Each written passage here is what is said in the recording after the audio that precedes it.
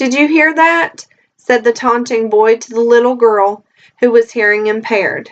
"I'm sorry, but we do not need you at this time," said the employer to the young man who was deaf in both ears. Painfully, this is a reality for people with deafness. Discrimination can become a great part of their lives in the classroom and in the workforce. In the classroom, where a teacher may not be properly trained, she may ask a child who is deaf to sit out from an activity. A child teases another boy or another girl because they may be so-called different from them.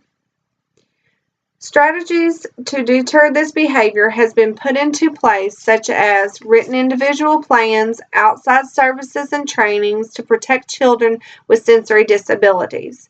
This also happens in the workforce.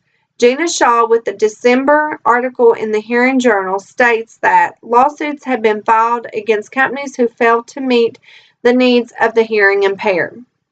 Employees are responsible for preventing discrimination and isolation in the workforce for all employees to have equal opportunity of employment. Jill Harold at the School of Applied Social Studies in Ireland expresses that because for the most of us, hearing is a normal living thing, deafness has come to be equated with difference.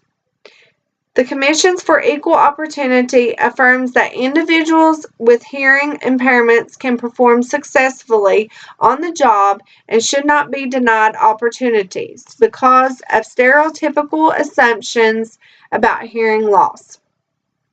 Some employees assume incorrectly that workers with hearing impairments will cause safety hazards, increase employment costs, and have difficulty communicating in fast-paced environments.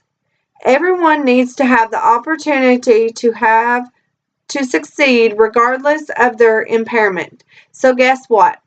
An actual law is in place to protect individuals. It's the American with Disabilities Act, and it states that a person cannot be discriminated against due to a disability. A person is also entitled to a reasonable accommodation and changes to the job or workplace that will allow equality for the job.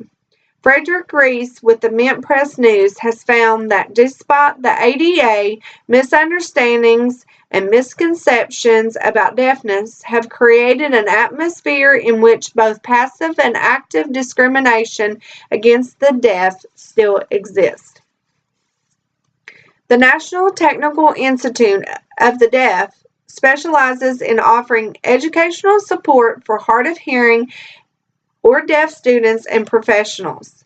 Klein and Hood in 2004 states that stigma and discrimination against persons with sensory disabilities such as deafness is fostered by stereotypes of such persons as confused, childlike, dependent, lacking in intelligence, and even dangerous.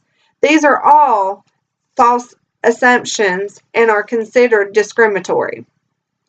Brott 2008 says that although 5.5% of U.S. population represents a sensory disability, there are only 3.4% in the employed population. Gulliver 2008 explains how the idea of silence is somewhat iconic of deafness and how images of deaf people living in a world of silence are familiar to us, hearing people, because the deafness that they describe is closely to notions of silence that we all recognize and perhaps even fear. Things has changed over the years, causing a society of some acceptance. Technology has played a big role with adjusting the workforce for the hearing impaired. This gives some relief. Aids such as hearing and compatible phone headsets, text-based visual assistants, and personal assistive listening devices provide a pleasant work environment and equal opportunity. Hopefully, we can all realize that we are different Each and every one of us can share something unique, and regardless of our impairments, we can come together in society and work together in unity.